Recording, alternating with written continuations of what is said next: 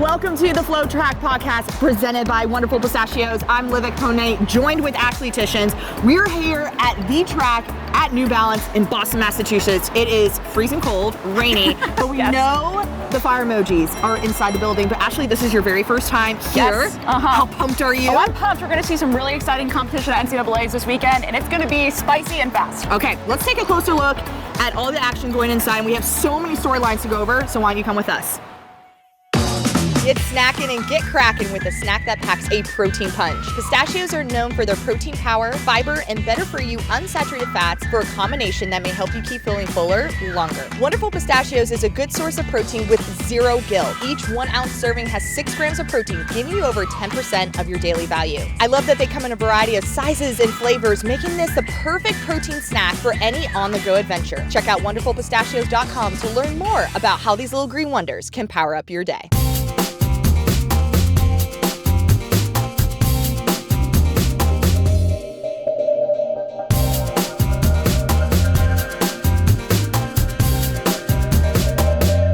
I know we're not going to have a chance all weekend to be able to sit down and watch these championships, but let's take a seat here for a second and talk about the field events. There are so many storylines here that I think we need to discuss. Like, what is something you're looking forward to most in these field events? I think for me, it's going to be the women's high jump with MidDistance. I'm not being biased because I'm an Aggie, but she broke the all-time collegiate record in this event, 2 meters. So we had a chance, Brian and I had a chance to go to her workout a couple weeks ago for a Workout Wednesday shoot, and just talking with Coach Mario and Lamar about just kind of their goals. They're just like, yes, this is great. Yes, we hit the standard. Now we're looking forward to, Olympics and beyond, but we have to take those little stepping stones. So first we got to get this NCAA title. So that pressure's off of kind of getting that standard that you need to hit, but now we can go after gold and put everything that she's been working on. She's talked about how much faster she's getting, how much stronger she's getting. She's trusting the process even more. So I think my biggest question going into NCAAs this weekend is, how high can Lamar go? That's kind of scary to think about. Shoot, at SECs, like you said, we saw her break the NCAA record, 2 meters there. And I know we had a chance to speak with her afterward, and she was just like, I think it was mentioned that like she's one where she always is just always locked in. Like she looks super serious, not to be played with when she's out there jumping. And so I'm expecting to see that again this week, and I'm really curious to see if she can go even higher. Yeah, me too. So that's my biggest question. How about for you? What are you looking forward to in the field? I think my biggest question is, what are we going to see Leo Neugebauer do from Texas? Yes. I remember last year being at NCAA Outdoors and seeing how he just dominated the decathlon in Austin on his home track at NCAA Outdoors and win that title there. I mean, it was just phenomenal. Like, I've never seen anything like that before. He broke the NCAA record in the decathlon. Now we're going to shift it indoors. He's going to do the heptathlon here. He finished 3rd in this meet last year, but now he's by far the biggest favorite here. Yeah. So I'm curious to see what he's going to do. Again, Brian was there for another workout, and he's just like that. He is just a grown man. He's built for this. And I think this is his moment to kind of just go after really big things here in Boston, and then just kind of shifting gears a little bit. Talking about a freshman, huge fan of Hannah Mole from Washington, and she's going to be competing in the pole vault. And can she go after her very first NCAA title as a freshman? It's very unheard of. It's not rare, but it's something that I think brings a big question. Like, can we see one of the top women in the nation go after this? See, it doesn't surprise me that she's in this conversation here, right? Because we followed her when she was in high school, and obviously we saw how she set record after record in high school. So seeing her transition already so well to the NCAA level in that women's pole vault and be contending for a title, again, rare for a freshman to be like, us talking about winning a title here.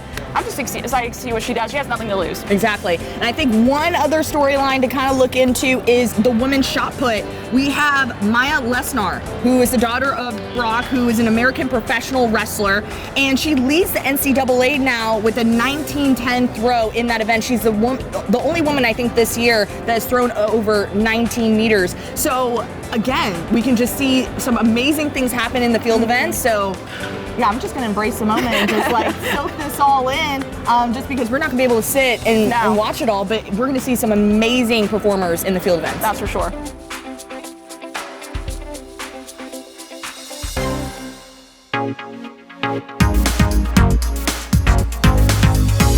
All right, now we're in the middle of the oval, looking at the hurdlers and the sprinters behind us. So that leads us into the next storyline, the top sprinting events to look out for. So Ashley, you have one where it's just completely loaded, absolutely loaded. I think just in general, if we're looking at the Texas Tech men's sprint crew, oh my gosh, like I think the question is how many points can they score, especially in that 60 meters? They have not 1, not 2, not 3, not 4, but 5 guys in that 60 meters. And they're led by Terrence Jones, who's been the top of the NCAA, and DeAndre Swift is second this year in the NCAA.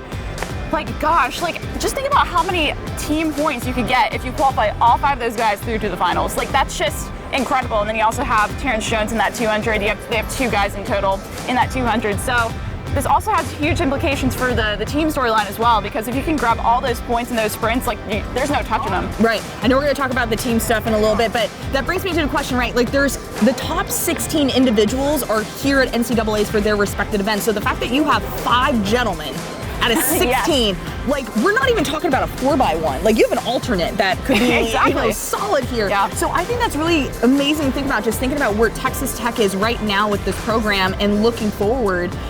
Gosh, outdoors gonna be crazy. I know. And we're like 1 meet away from that. I know. If you think about it. Okay, for me, we have to keep our eyes out for the women's 400 meters, because at the SEC Indoor Championships, we saw Arkansas completely sweep that 1 through 4.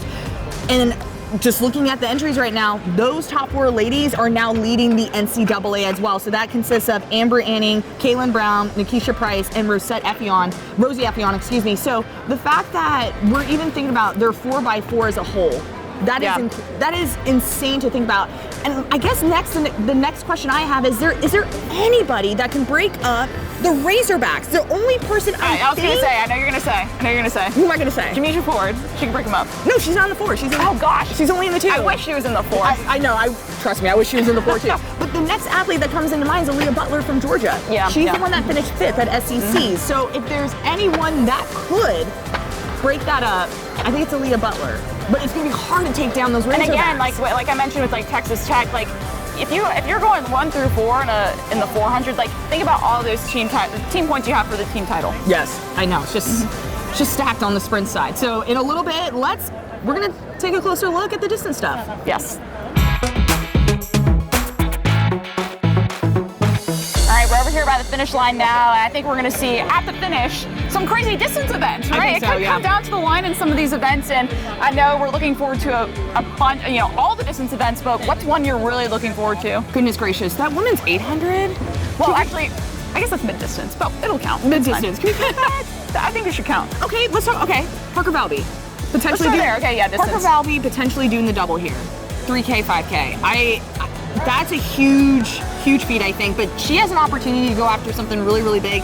We saw her compete at the SEC Indoor Championships where, like, she had her teammates in there. They were like, we need to slow you down this first 1K, and then all of a sudden you can take off and do whatever you need to do. But there's not going to be that opportunity here for you to be like, okay, let's slow down, kick things off.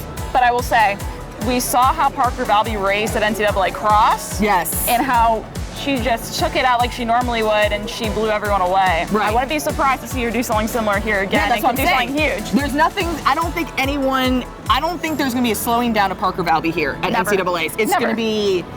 No one slows that girl down. No. No one's going to stop her. But for you, what would you say is that top distance event that you're looking forward to? I'm going to classify it as mid-distance technically, but that women's 800 is so interesting to me, right? Because I'm just curious if anyone's going to be Michaela Rose, because Rose at LSU has just been phenomenal all season long, consistently going under 2 minutes. She's got number 2 all time in that 800, only behind a thing bell. Right. So being here at an environment like this, on a huge track like this, like NCAA championships, like, can that collegiate record get broken? That's my question. I don't think I would be surprised. Yeah. I know I probably sound crazy. The way Michaela Rose has been running this season, just so confident and poised, like just watching her at the SEC Indoor Championships execute the race that she did, she has some really big goals. And we've known that from the start. She's even willing to run a cross-country season, not just a race, a season, to set herself up to be successful for these kinds of championships, for these types of moments. So I'm not going to be surprised if everyone is like, what did we just see, and be like, y'all, it's Michaela Rose. See, I know last year at Outdoors, I don't know if she was necessarily the favorite to win that, but the way she went out there and won that, and just the way she was screaming at the end, like, that was her moment. And ever since that moment, she's only been going up in my mind. Who would you say would be able to challenge her in this race? So interesting. I mean, you're going to have Rasheen Willis, who I believe is the defending champion here from indoors. She's going to be going after this as well. Juliet Whitaker, her teammate from Stanford. I'm also going to throw Sophia Gorion in this mix. Okay. The Harvard freshman. We have some young individuals here. Yes. I think if she puts it together on the day, I feel like Sophia is one that, like, throughout this season, she's progressed. With each and every race, it's like she's getting those reps in, and so now once you're at a championship race like this, she doesn't have to travel. She's here in Boston. I could see her doing something pretty big. I'm also going to throw Arkansas's Sinu Jilu into this mix too. She competed against Michaela Rose at SEC Indoor Championships, again looking very strong. And of course, when you're thinking, we're going to get into this, the Razorbacks are right behind us, like they're going for something big here. They're going for a team title. So when you know you're striving not only for yourself, but you have a team behind you that's going after a national championship, like you know you're gonna put out your best race out on the track. And then just to kind of cap this off, like I think for distance events, it's always interesting how they play out at championships, right? Like, are you gonna be going all out? Are you playing it more tactical? A lot of times it'll kind of lean more on that tactical side. Like we've seen, times where the men's mile will be over 4 minutes when we know there's so many guys who have run under 4 minutes this season. Right. So yeah, it's just really a matter of like, are you going to be tactical, or are you going to try to make this an all-out race to the finish? Right, and I think that gets really interesting, especially at championships races, like you mentioned. It gets very tactical, so I wouldn't be surprised if we don't see really fast times here. That's not the key here. The key, you're going for the titles now, so. I also think we have to talk about some of these men's distance events, especially looking at that 3K, 5K, I think is really interesting because you have a bunch of guys trying to double, and it's not just any guys, it's some of the top guys that we've ever seen at the NCAA level. You're going to have Kai Robinson of Stanford, Nico Young of NIU, and Parker Wolf of the UNC are kind of those three guys that are going to be the favorites trying to pull up that 3K, 5K double, which I'm telling you right now, that's something hard to do. That is, I can only imagine as a sprinter, but to think that you're running an 8K over 2 days, it's just, that's a lot of work. But I know a lot of these gentlemen have been preparing for this moment. Are we going to see something very similar, like from the 3K to the 5K? Are we going to see like the same exact finishes, do you think? Or do you think it's going to be kind of fluctuating between those athletes? Like, I definitely think it could be tactical, right? Yeah. But you have to acknowledge like their speed that these guys have in these races. Like we saw Nico Young already set the NCAA record earlier this year at BU in the 5K. Yeah. You have Parker Wolf, who just at ACC Championships just destroyed everyone. Phenomenal. In the mile and the ACCs. 3K. Yeah. And then you have Kai Robinson, who has also been having a stellar season as well as clocked some near NCAA records. I believe he just passed us here on the track There we too. go. Boom. So it's just like those three guys in particular, we've seen them battle since like I think back to like last year. We saw them battle at outdoors, at least in Austin, at least I did. Then we go to cross, you see who wins there. And now Here we are again. Indoors. We just got to wait and see how fast these distance races go. I know that kind of wraps up our event breakdowns, but now we still have to talk about those team titles. We do. Let's go ahead and dive into that in a little bit.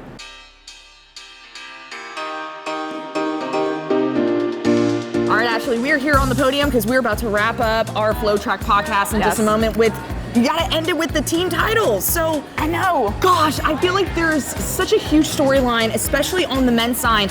Can we see Texas Tech win a title, or can NAU sneak in there as well? It's interesting, right? Like when you look on paper, I know we've been releasing throughout the season FloTrack, Teeper's rankings every week, and seeing how it's flipped has been interesting. The past couple weeks has been Texas Tech because we saw how they just dominated the Big 12 championships recently. To me, they're the favorite. I think they're the favorite going, and they have just like such a powerful sprint squad that it's going to be hard, I think, to overcome that, right? And then it boils down to the relays as well. You got that 4x4; they'll get some points there. So that's going to be interesting. The way NAU could win this, which would be interesting, you get all those distance points, you get those points in the DMR, and then they also have Garrett Burnt in the weight throw. He's ranked 8th going into the weight throw, so that's how they would get it done. But if that were to happen, it would be pretty historic. Yes. Because that's just something that doesn't happen in NCAA championships. Like, I know we've seen it sometimes at the high school level, but like to see it at the NCAA level would be interesting. Yes, and I think it's just kind of a flip, right? Like we always talk about, okay, a sprint dominant program takes away the national championship time. I remember when Texas A&M won in 14, like we literally were stacked in the 100, stacked in the 2. We had someone in the 400. Shamir Little was in the 400 hurdles, the relays, and we also had our multis execute on that day. The key is to find every little point that you can possibly find. For sure. Like I mentioned, top 16 individuals are here, top 8 you're scoring. So if you can even just grab 1 point in that weight It's good. throw. You're good. Just rack up the points Yeah. as you can, which that's going to be the key here. Anything can happen on race day, and so we're going to have to find out on Saturday what that's going to look like. Now, for the women's side, It's a little different, I feel like, the storyline. is anyone going to challenge Arkansas? I don't know. I don't see. I mean, The way that they dominated SEC indoors was mind-blowing to me. It was just like, personally, they didn't even run their 4x4, and they still came out with so many points. Personally, I It don't just shows see. their depth. I was gonna say, personally, I don't think I could see anyone beating them, right? Because again, you put 4 in that final for the 400. I mean, that's crazy. You have the top 4x4 squad in the entire country.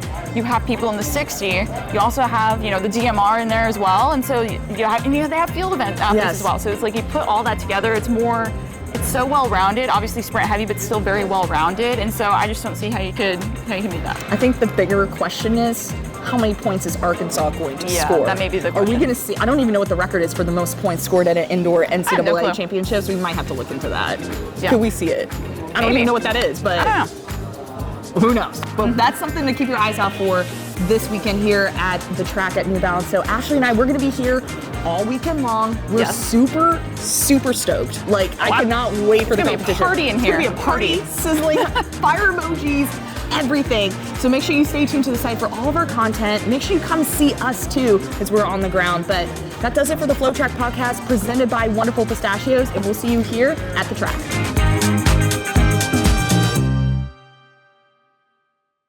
I feel like there's some interesting storylines. Are you guys here. on? Hi, John! Are you guys on? I think you're on. You must be on. I'm We are sorry. on. Okay. No, it's okay. We barely just started. It's So okay. you're Barely good. just started. I know, that's fine. I can tell. I heard